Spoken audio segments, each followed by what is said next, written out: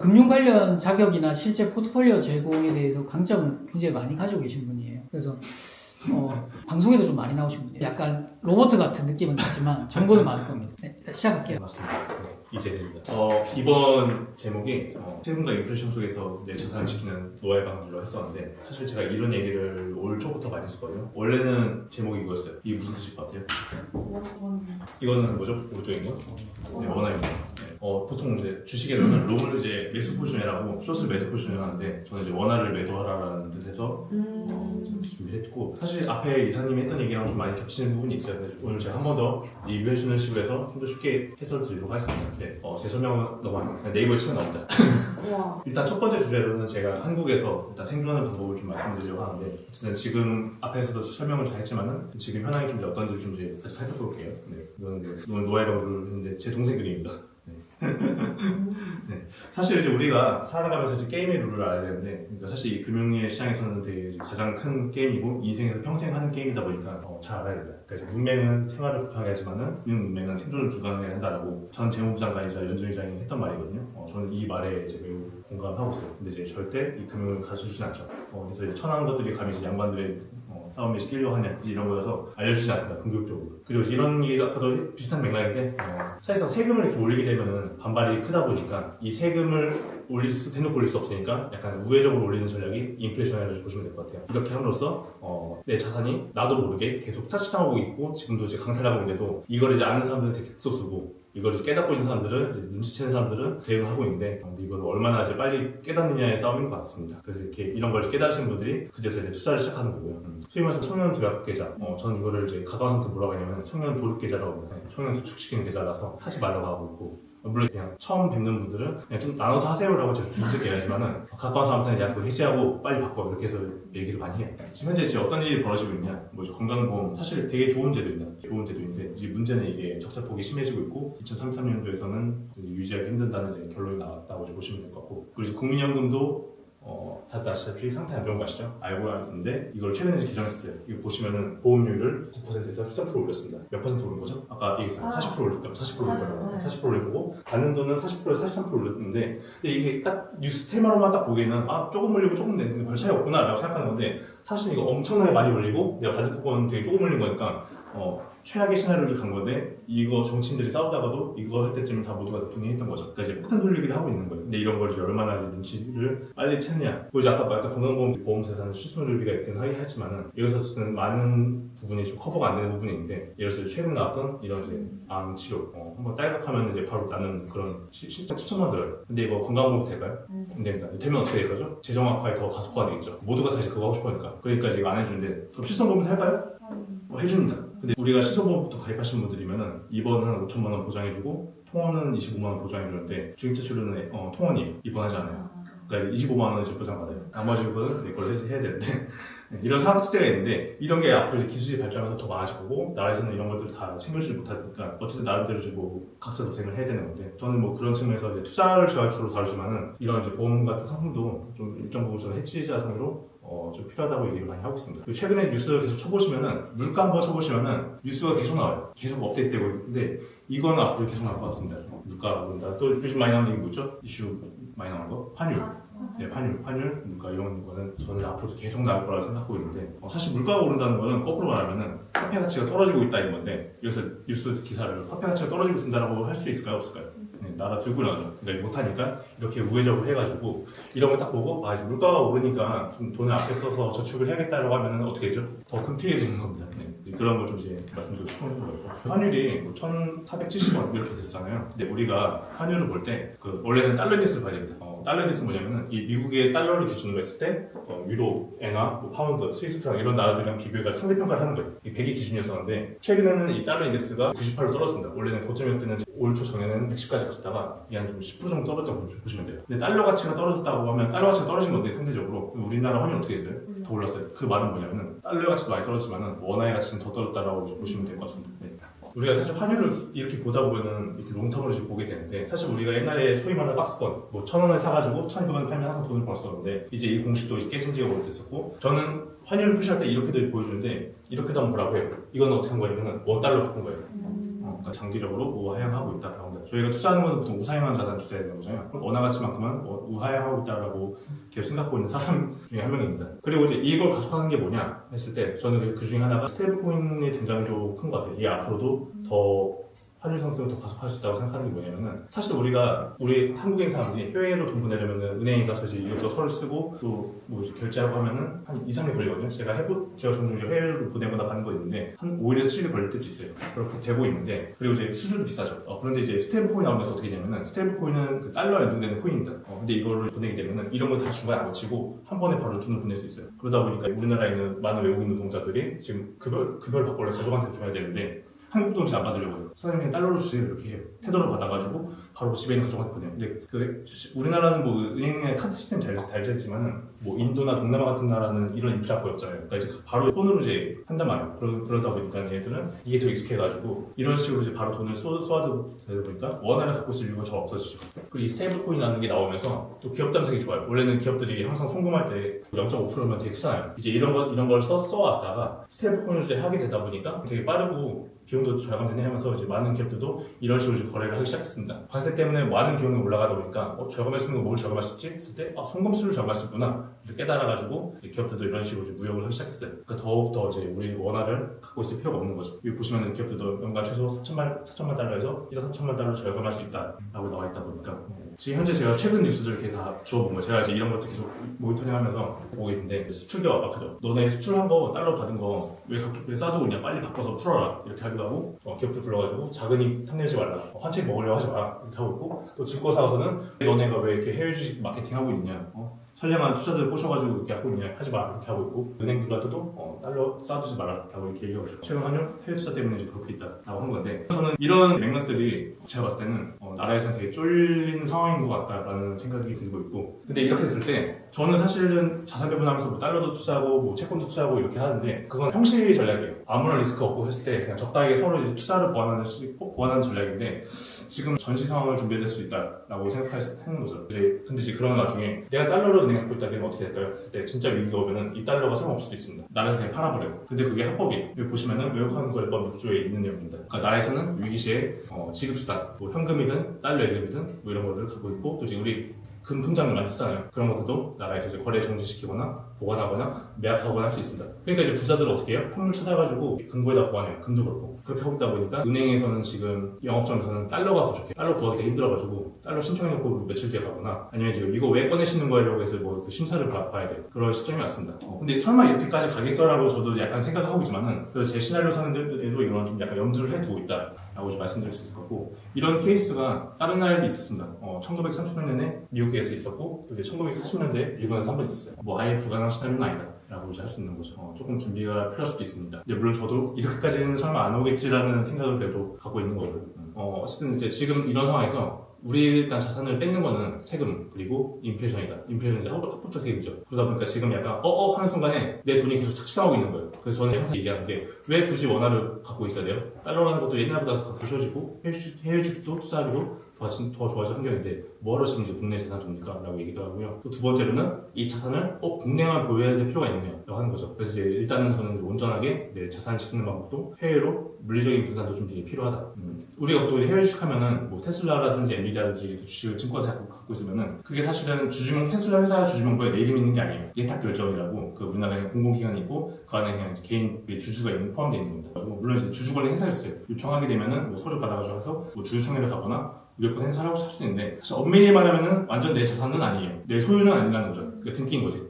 그런 게 있기 때문에 이제 이런 건 사실상 이 물리적인 분산하는 거는 진짜 마음 먹고 하지 않는 이상 어렵다 보니까는 저는 그나마 쉽게 할 수 있는 것 중에 하나가 오늘 두 가지 얘기할 건데 첫 번째는 이렇게 세금 안 낼 수 있는 데 갖는 거고 또 두 번째는 비트코인입니다. 오늘 두 개를 좀 얘기를 해보려고 해요. 그래서 저는 일단은 원화를 일단 무조건 두지 말라. 바꿔놔라 하고 있고 제가 투자를 못 하시는 분이면은 차라리 달러를 바꾸세요라고 해요. 소스에서 달러로 바꾸거나 아니면 테더를 바꾸거나 이런 식으로 달러를 일단 갖고 있으라 하고 있고 원화라는 게 저는 제일 위험한 자산이라고 생각하고 있습니다.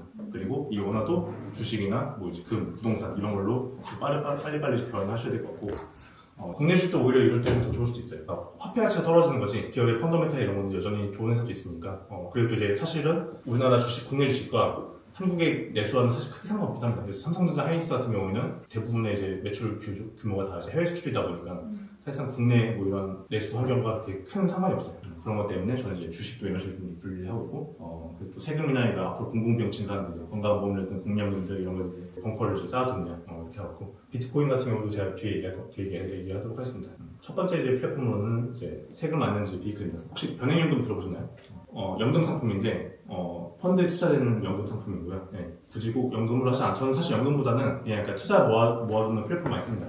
이게 어쨌든 이제 하는 상품 안에서 계속 내가 이제 운용을 하면서 쓸 수 있는 건데, 중간에 내가 계속 나이를 할 수 있고, 또 중간에 있을 때 필요할 때마다 돈을 빼가지고 운용을 할 수 있어요. 그리고 이제 여기서 발생하는 모든 소득들은 세금이 아예 없습니다. 근데 이게 옛날에는 세금이 아예 모든 수익이 다 비과세였었는데, 근데 이게 점점 부자들이 이거 비과세인 걸 알고 많이 가입을 하다 보니까 나라에서 점차 막기 시작했어요. 처음에는 이거에 대한 세금이 한도가 없었는데 13년에는 2억까지는 한 번에 목돈 넣는 거는 2억까지 이제 한도가 생겼고요. 그리고 이제 17년부터는 1억 한도로 줄어들었고, 그리고 이제 매월 가입할 수 있는 거는 150만 원까지가 이제 비과세인 거예요. 그러니까 원래는 뭐 부자들이 500만 원, 1000만원씩 월 이렇게 넣어가지고 다 세금 안 내는 식으로 했었는데, 이게 시작된 이후부터 다들 150만 원씩 맡기다 보니까 명의를 바꿔 나눠서 150, 내 거 150, 아내 거 150, 자녀 둘 150, 150 이렇게 해서 하는 경우가 많아진 거죠. 그런 식으로 약간 대체를 하기 시작했다고 보시면 될 것 같고요. 다만 이제 조건은 10년 이상 갖고 있어야지 비과세가 됩니다. 그러니까 이제 이런 거 약간 장기 투자를 염두를 해두고 투자하는 거죠. 그리고 이런 거였어. 150만 원 처음에 너무 세지 않느냐 하는데, 이거는 전체 나이브 금액이다 보니까 보통 내가 계약을 하게 되면은 2배까지는 추가 나입 자유롭게 될 수 있어요. 그런 식으로 해가지고 처음에 뭐 20만 원 하더라도 나중에 추가로 40만 원 내가 아무 때나 더 넣을 수 있으니까, 그런 식으로 일단 확보해두는 것도 필요할 수도 있습니다. 지금 하고 계신 거예요? 하고 계신 거예요. 그래서 이렇게 했을 때 우리가 해외 주식 투자할 때는 양도소득세 22% 내는 거고, 제가 거기다 주식 많이 관리 시켜주거든요. 근데 요즘 올해 작년 세금 많이 내가지고 지금은 고객분들이 팔고 싶어도 250만 원 팔고 요즘 안 팔려고 해요. 250만 원까지 비과세다 보니까 250만 원 팔고 안 팔려고 최대한 이연시키면서 하고 있는데, 또 팔 때마다 또 이제 또 그 팔 때도 다시 세금 내려고 또 주식을 또 팔고 또 세금 내야 되다 보니까는 이게 너무 이제 고객들이 이제 되게 빡세다라는 거 하더라고요. 근데 이것도 저는 나중에도 분명히 오를 수 있다, 충분히 오르는 것도 염두를 해두고 있는 시점이긴 하죠. 그리고 이제 10년, 그리고 이걸 10년 이상 유지하게 되면은 여기 계산하는 세금은 모두 비과세입니다. 여기서 주식 투자기에 뭐 2배가 됐든 4배가 됐든 10배가 됐든 비과세는 가장 큰 중점이라고 보시면 될 것 같아요. 그리고 이런 상품 같은 경우는 저도 관리하는 입장에서도 제 고객들 주식들 다 이렇게 보는데, 하나하나 제가 이렇게 좋아해서 컨트롤하는 것보다 이렇게 펀드로 묶어 사는 것도 좀 관리 신경 좀 편한 것도 있어요. 여기서 이제 뭐 미국이든 한국이든 뭐 AI든 다양한 섹터에서 나눠서 투자하는, 주로 사람들이 많이 하시는 게 나스닥이죠. ETF. 아까 마치 엔비디아 되게 좋은 회사 있는데 하나 살 때마다 몇십만 원씩 내다 보니까 비싸잖아요. 테슬라 되게 좋아하거든요. 테슬라 좋아하는데 한 주 가격이 뭐 70만 원 이렇게 되다 보니까는 뭐 수점 구매하지 않는 이상 구매할 부담이 되다 보니까 이런 식으로 이제 분산 투자해가지고 하게 되면은 여기 있는 갭들 다 담을 수 있는 것도 있고, 그리고 이런 테슬라 밸류체인 펀드, 그러니까 테슬라 관련된 갭들만 다 모아놓은 것들, 이런 식으로 내가 좀 전략적으로 모아서 투자할 수도 있고, 여러 가지 뭐 다양한 펀드에서 내가 이제 조율할 수 있다 보니까는 좀 그런 거 좀 매력인 것 같고, 저는 보통 제가 포트폴리오를 짜서 이제 관리해드리기 때문에 고객 상황마다 다르겠지만 이런 식으로 제가 짜드립니다. 금도 저는 뭐 여전히 가치 있다고 생각하는 것도 있고, 달러도 좀 두고 있고, 저는 보통 이렇게 두 개가 좀 약간 메인이긴 해요. 어차피 저는 주식 같은 경우는 개발 주식을 다 하고 있으니까 이런 거는 어차피 10년 딱 생각하면은 가장 뭐가 성장률 좋을까 했을 때 저는 그냥 미국밖에 없다라고 생각하고 있어가지고 미국 위주로 포트폴리오 짜고 있고, 이런 식으로 좀 이제 계속 관리를 해주고 있습니다. 그리고 펀드는 계속 바뀔 수 있는데 지금 현재 이렇게 됐고, 또 최근에 했던 케이스는 뭐냐면은 한 분은 목돈이 생겨가지고 1억을 넣으시려고 할 때 어디다 넣을까 했을 때 달러나 금을 되게 좋아하시는데 이거 두 개 사기 공부로니까 여기다 넣어가지고 펀드 이렇게 설정했어요. 달러 절반이고 골드 30%. 이거는 뭐냐면은 한국이 안 좋아지면 돈을 많이 벌게 되는 구조인 거죠. 그런 식으로 해서 현재 7%가 수익 나는 걸로 지금 제가 알고 있습니다. 이런 식으로 내 성향이나 내 상황에 맞게 포트폴리오 조절할 수 있는 게 강점이라고 보면 될 것 같아요. 그리고 이것도 귀찮다. 펀드는 보통 저희가 뭐 바꿔드리면서 이제 하는데, 이게 귀찮으신 분들은 그냥 이런 식으로 좀 맡기면은 AI가 알아서 이제 자동으로 이제 나눠주고. 네? 아니 친구. 그런 식으로 할 수 있습니다. 근데 이게 좀 약간 라이프 사이클로 좋은 것도 뭐냐면은, 예시를 들자면은 30세 남자가 결혼 전에 이제 월 50만 원씩 내면서 100만 원씩 추가액 한 거예요. 그렇게 했을 때 이거는 그냥 쭉 가고 10년 이거 쓸 거다, 혹은 노후 자금 쓸 거다라고 해서 쭉 가고, 100만 원 같은 경우는 그때 이제 결혼 준비하는 거 이런 식으로 넣어서 할 수 있고, 그 뒤로 결혼하고서도 뭐 전세가 오른다던가 또 다른 목돈 필요할 때 또 하고, 또 이사 가게 되면은 대출 가는 식으로 이런 식으로 상황에 맞춰서 이제 포트폴리오 짤 수 있는 게 가장 큰 것 같아요. 또 이거랑 이제 따로 목돈을 분류할 수 있으니까 그 성향에 맞게 할 수 있는 거죠. 이건 어차피 기간이 10년이니까 지금 떨어지면은 땡큐인 마음으로 주식 투자하면 되잖아요. 근데 이런 거는 1년 뒤 쓸 돈인데 리스크가 크면 안 되니까 좀 약간 안전자산 위주로 세팅해드리고 그리고 기간이 좀 여유가 생기게 되면은 주식 위주로 하고 사실 그래서 결혼하신 분들이면은 저는 예금 적금할 필요 없다고 생각합니다. 보통 우리가 예금 적금하는 게 집 살려고 하거나 결혼 자금 모으려고 하는 게 결혼했으면은 뭐 이제 필요 없죠. 거의 다 투자로 이제 돌리면 되죠. 그런 식으로 해서 인생 포트폴리오를 한 상품에 담을 수 있는 게 좀 강점인 것 같아요. 이렇게 제가 시뮬레이션을 많이 했었고 사실 저도 주식이나 퇴직연금 위주로 하다가 한동안 안 했었다가 다시 요즘 이 상품을 얘기하는 거는 세금을 분명히 올릴 거다라는 생각이 들어가지고 올해 좀 선임을 했어요. 원래 저는 일반적으로 주식 계좌나 IRP 퇴직연금 이런 걸 주로 쓰다가 이게 분명히 앞으로는 가장 좋은 가치 있는 자산이 될 거다라고 생각하고 있어가지고 이거는 저는 뭐 펀드 관리고 뭐 다 따라서 그냥 비과세 하나만으로 저는 충분히 할 수 있는 가치가 있다고 생각하긴 합니다. 이런 걸 약간 메인 키로 잡고 있고 또 두 번째로는 이제 비트코인.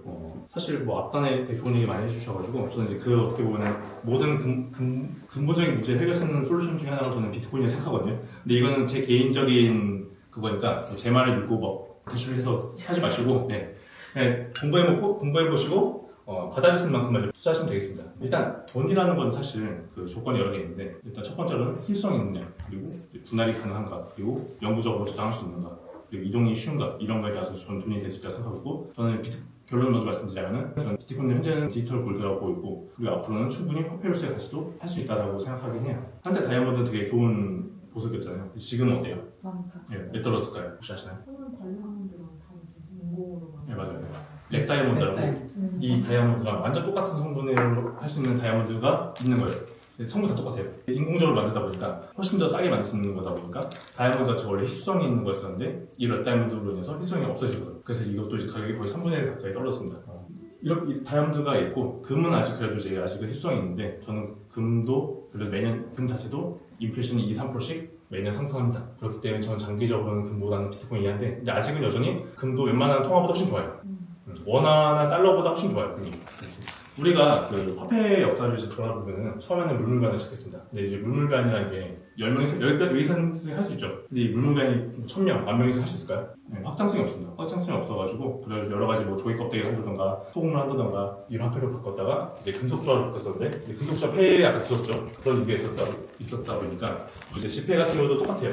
처음에는 지폐를 이제 금과 연동해가지고 교환했었는데 계속 유혹이 생기는 거죠. 내가 이제 돈을 찍어냈으면 권한이 생기게 되면은 저 같아도 그럴 것 같아요. 어느 순간 내가 자고렸더니 내 옆에 돈 찍는 기계가 생겼어요. 하면 어떻게 해요? 그냥 무조건 풀로 돌리죠. 그렇게 될 수밖에 없으니까 이 시스템이 되게 유지하기 힘들습니다. 그리고 이제 한창 이제 가장 안정적인 때가 근본이지. 금이 그만큼 있어야지 화폐를 바꿀 수 있다. 라고 했던 거였었는데 이런 걸 지금 지킨 나라가 아무도 없어요.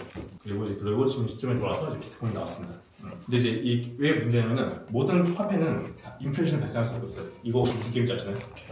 네, 디아블로예요. 네. 디아블로에서는 이제 골드라는 화폐가 있어요. 게임 자체에서 만들어진 골드 화폐가 있는데 근데 이것도 사람들이 많이 하고 많이 레벨업 하면서 이 골드가 많이 풀어지다 보니까는 인플레이션 발생한 거예요. 그러니까 이걸로 뭐 비싼 아이템 살 수가 없어요. 그런데 이 조던링이라고 조그마한 반지 하나 있거든요. 이 반지가 되게 구하기 힘든 거예요. 근데 이게 되게 구하기 힘든 거 알다 보니까 유저들이 이거를 화폐로 쓰기 시작했어요. 이거 하나가 뭐 900만 골드가 이런 식으로 해가지고 그래서 뭐 비싼 아이템 살 때 이거 3개로 교환하고 이런 식으로 했어요. 근데 이거는 게임에서 정해준 게 아니에요. 유저들끼리 자기가 하다가 이게 제일 좋은 것 같아 해서 이걸 효율적인 걸로 이제 바뀐 거예요. 보시면 돼요. 지금은 우리의 삶도 마찬가지라고 생각하고 있어요. 인간은 효율적인 걸 찾아가지고 그걸로 이제 거래하게 되는데 그거는 국가도 막을 수 없다고 생각하거든요. 미국이 그 근본주의를 포기하게 되면서 이제 금이나 연동되는 부담 없이 마음껏 달러를 풀 수 있게 되다 보니까 지난 100년 동안 달러의 가치는 96% 증가했습니다. 지금 내가 10,000원 지고 있던 거면은 이 지금 10,000원의 가치가 4병밖에 안 남은 거예요. 옛날에는 1달러 있었으면은 초콜릿 30개 살 수 있었고요. 그리고 1달러로 60년대만 하더라도 영화 한 편 볼 수 있어요. 지금 1달러로 뭐 할 수 있죠? 1,400원? 네, 물 사 먹을 수 있어요. 네, 물 맞죠. 물도 안 될 수도 있어요. 탄산수를 못 먹는다. 네, 탄산수 못 먹죠. 네. 그래서 한때는 이 달러라는 것 자체가 진짜 돈이었었는데 이걸 이제 닉슨이 근본주의를 없애면서 금이 안 바꿔줘. 알아서 해. 우리 나라 믿어. 이렇게 하다 보니까 이건 그냥 신뢰로 그냥 가는 거예요. 근데 이게 앞으로 영원할까 했을 때 저는 영원하지 않다는 거죠. 이런 환경에서 보다 보니까 이 나라든 정부든 뭐 정치인이든 합리적인 발휘가 되는데 근데 이 합리적인 거를 운이잖아요. 이 사람을 내가 뽑아놨는데 잘할 거라고 생각했는데 혹시나 지금 잘해도 다음 사람이 이상한 사람 걸리게 되면은 한순간 이렇게 된다는 거예요. 짐바브웨는 이거 빵 하나 사려고 이런 식으로 끌고 가는 거예요. 그래서 인플레이션이 워낙 많이 발생하다 보니까 110달러 화폐가 나왔어요. 이거 한국 돈 얼마일까요? 한번 맞춰보세요. 당근에 10만 원 넘게 팔던데. 얼마일까요? 14만 원. 2원인데 이거. 네. 쿠팡에서 8,000원에 팔아요. 기념품으로. 당근에서 10만 원? 와. 아유씨 사기꾼만 그러니까 이거 실제로 가치는 2원밖에 안 된대. 그러니까 이거 잔뜩 사고 있어야지 그치. 빵을 살 수 있는 거예요. 그러니까 이제 그냥 장자만 못한 거죠. 이게 이렇게 지금 하고 있는 나라들이 이런 꼴로 지금 보이고 있는 나라들이 뭐 짐바브웨, 베네수엘라 이런 나라들이 있습니다. 그래서 이제 이 책 되게 좋은 것을 제가 따왔었는데 되게 좋은 책인 것 같아요. 그러니까 신뢰할 수 없는 이들이 문제는 화폐를 최종적으로 할 수 있는 권한이 있는 거죠. 그러니까 우리는 아무도 정치인이든 정부를 신뢰하지 않는데 이런 걸 이제 얘네들이 화폐를 갖고 있으니까 가장 우리한테 소중한 돈을 얘네 통제 안에 있는 거니까 이 통제에서 이제 벗어나려고 하는 거죠. 그리고 나라에서는 이렇게 이런 식으로 이제 화폐를 막 찍어내고 있는데 또 은행이 망할 때는 나라에서 돈을 대줘서 살려줘요. 사실 망해도 마땅한 은행들을 살려줘요. 그러다 보니까 이제 비트코인이 나왔다고 보시면 돼요. 왜 프리는 우리가 다 보는데 왜 나라는 이런 애들만 살려주는가? 되게 비합리에 대해서 비트코인을 만들었던 게 사토시 나카모토입니다. 2008년에 만들어서 2009년에 이제 알려지기 시작했죠. 비트코인의 가장 큰 장점은 2,100만 개가 끝이에요. 더 처음부터 세팅돼 있어요. 2,100만 개고 이거 더 이상 늘어나지 않아요. 그리고 현재는 처음 만들었을 때는 이제 생산 채굴을 하면서 이제 코인이 생성되다가 2,100만 개 가까워질수록 생성하는 이제 코인 개수가 줄어들어요. 점차 이제 희소성이 생기게 되는 거고 또 초반에 이제 장난감 만들던 분들 있을 거 아니야. 이제 그런 분들이 하드디스크 잃어버리거나 아니면 자기가 갖고 있는 거 까먹거나 아니면 가족들한테 알리지 못하고 죽거나 잠겼던 게 한 900만 개 정도라고 보시면 되고 나머지는 뭐지 기관들, ETF 이런 데들 사도시부터 갖고 있는 것 그리고 그 콜드월렛이라고 이제 개인 지갑 그러니까 거래소 안 맡기고 그냥 개인 지갑에 두고 계신 분들이 한 반 정도라고 보시면 되고 나머지 200만 개 아직 채굴 안 됐어요. 한 지금 1990만 개 정도가 채굴된 상태고 나머지 이제 한 200만 개 정도가 아직 채굴 안 된 상태입니다. 그래서 사실상 우리가 이제 거래소에서 보시는 거는 딱 이 정도 양이라고 이제 보시면 될 것 같아요. 그러니까 되게 작은 기준 갖고 우리가 지금 사내 만에 하고 있는 거예요.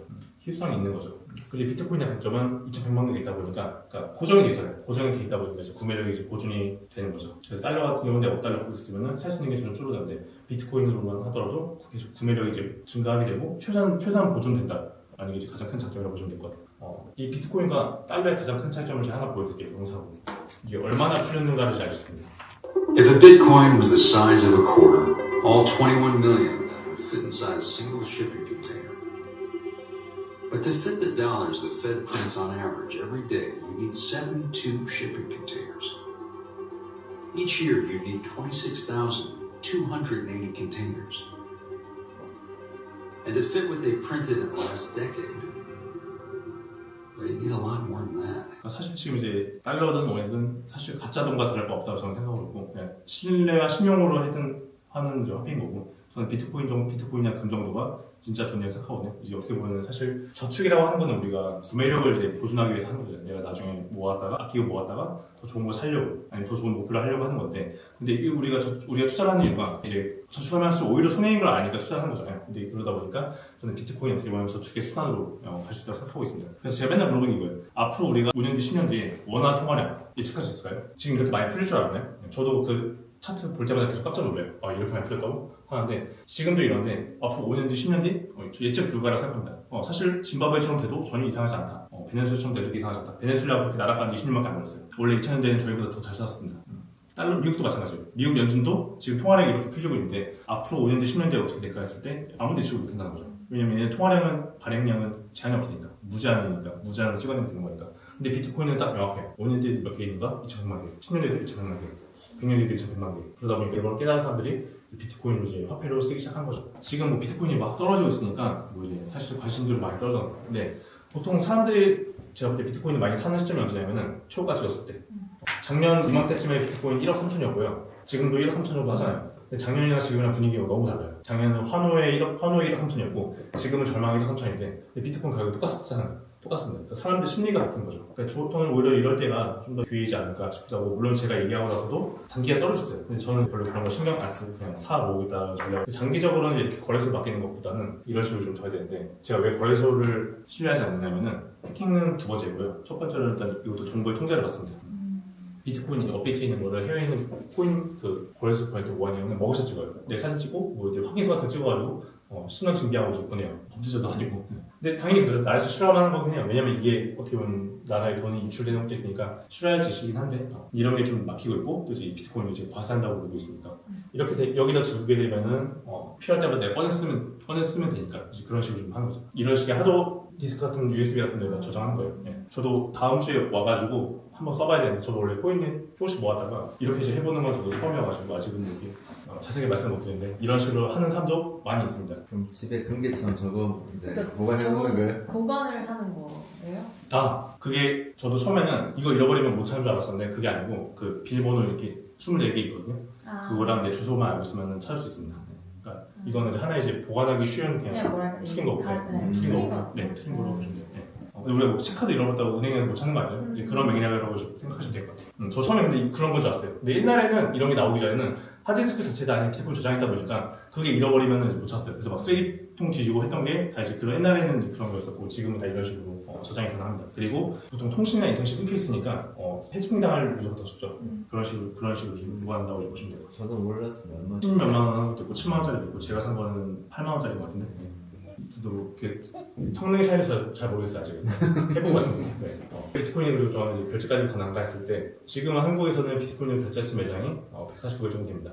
근데 이게 더 늘어날 수 있다고 생각하고 있고 해외에서는 많이 활성화되고 있어요. 그리고 우리가 스테이블 코인으로 제가 최근에 이 리드페이라고 홍콩에 있는 스타트업인데 여기 있는 거 여기서 카드 발급가 받아가지고 이 카드 내가 긁으면은 테더나 비트코인으로 결제가 돼요. 네. 이건 다른 사람 테스트해보고 저도 최근에 배달의 민족으로 한번 테스트해봤어요. 잘 돼요. 네. 그래서 이제 사람들이 이거에 익숙해지다 보면 굳이 원화를 내가 갖고서 결제를 해야 될까 생각할 수도 없는 거죠. 그리고 비트코인으로 되게 되면은 환율이 얼마나 떨어졌든 내 구매력이 이제 보존이 있다 보니까 이런 게 좀 더 앞으로 결제가 더 활성화될 것 같다는 생각이 들고 있고 그렇기 때문에 좀 이제 이것도 전 충분히 화폐로서 기능이 가능하다라고 얘기를 하는 거예요. 제가 처음에 딱 2016년쯤에 제가 미국 주식을 처음 했었었는데 그때 이제 미국 주식이나 이런 걸 해서 제 고객들이나 제 가까운 사람한테는 9년 전에는 이렇게 했어요. 투자액의 30%는 달러 자산을 보유하라고 얘기했어요. 근데 지금 제가 생각이 바뀌었어요. 달러 자산 70% 이상 투자하고 비트코인 최소 10에서 30%씩 보유해라. 투자는 뭐 기존에 하던 것처럼 하시고 저축은 원화, 총력 계좌, 적금 이런 거 말고 비트코인 하셔라. 이게 구매력 보존이 되는 거고 지금 우리가 아무도 이제 모르겠지만은 비트코인 가격이 오른 동안 거래소에서 거래되고 있는 비트코인의 개수가 좀 줄어들고 있어요. 이 파란 게 우리 전체 거래소에 있는 비트코인 개수예요. 나머지 다 잠겨있다고 보시면 돼요. ETF에 잠겨있든 개인 지갑에 잠겨있든 지금 거래되는 게 점점 줄어들고 있어요. 줄어들고 있는데 지금 사람들이 아직 이런 걸 잘 모르는 거죠. 그러니까 이제 문 닫히기 전에 뭔가 준비할 필요가 있다 라고 생각하고 그리고 이제 비트코인 같은 경우 나중에 세금 이슈가 있잖아요. 근데 이게 보통 이게 코인 거래소를 매도하게 되면은 과세하려고 하면 어떻게 하냐면 양도세 22%를 하는데 근데 비트코인을 내가 갖고 있다가 비트코인 결제하면 세금 어떻게 매겨요? 매길 수 있는 명분이 없는 거죠. 근데 저는 이제 그런 것 때문에 비트코인이 좀 약간 강점이 있다 생각하는 거예요. 내가 비트코인 안 팔고 내가 이걸 갖고 있다 내가 결제하겠다는데 이걸 어떻게 세금 매길 것인가 라고 이제 하는 거죠. 네. 그런 측면에서 봤을 때 좀 비트코인도 화폐로서 충분히 매력 가치가 있다라고 하는 거고 그리고 아까 말했던 이런 변액 연금 상품에 비트코인 펀드가 전 추가될 수 있다고 생각하긴 해요. 제가 해외 상품도 많이 다뤘는데 해외에 있는 것들은 비트코인 펀드가 나오기 시작했어요. 그러니까 비트코인 펀드가 편입이 돼요. 근데 이제 국내에 있는 이런 변액 상품에서도 비트코인이 투자가 된다고 하면은 비과세로 비트코인을 가져갈 수 있는 거죠. 여기서 비트코인이 저는 얼마가 됐던 간에 모든 수익이 다 비과세인 거다. 나라에서 건들 수 없는 거다라고 하는 거죠. 그래서 결론이 이렇습니다. 결론은 나라에서는 어떻게든 지금 뭐 세금을 내려고 하든 뭐 개인이 자산을 뭔가 침해를 하려고 하는데 근데 이거는 뭐 정치 생활 떠나서 모든 나라는 사실 그럴 수 없어요. 원래 국가가 원래 그래요. 원래 그렇기 때문에 최대한 내 개인으로서 할 수 있는 걸 최선을 다하자면은 첫 번째로는 세금 안 내는 비클에다가 보관하는 거고 또 일부는 해외로 보관하는 것들 이건 좀 제한될 수 있으니까 세 번째로는 비트코인이라고 하는 거죠. 뭐 혹시나 만약에 외환위기가 온다고 하면은 한국에서 위기가 온다고 하면은 비트코인은 어차피 글로벌 상품이기 때문에 오히려 가격이 더 오를 수도 있어요. 그러니까 이런 거죠. 그 우크라이나 러시아 전쟁했을 때 우크라이나 사람들이 피난하려면 어떻게 해야 돼요? 돈 찾아주고 가방에 넣어서 피난하나요? 근데 그게 어렵죠.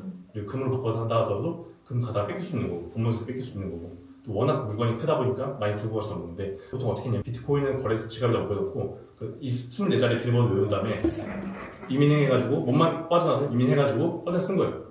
그렇게도 할 수가 있어요. 그러니까 저는 오늘 얘기하는 거는 뭐 나라의 세금을 많이 내자 이런 것보다는 그냥 한 개인으로서 내 자산을 지킬 수 있는 것들이 어떤 게 있을까 했을 때 그런 대안을 좀 말씀드린 겁니다. 그런 거고. 그리고 마지막으로 이제 하나 말씀드리면 이게 지금 금의 시가총액이거든요. 전체 자산의 시가총액인데 금이 3경이에요. 그리고 은이 4천조 원 정도 되는 거고 비트코인 아직 한 1,700조 원밖에 안 해요.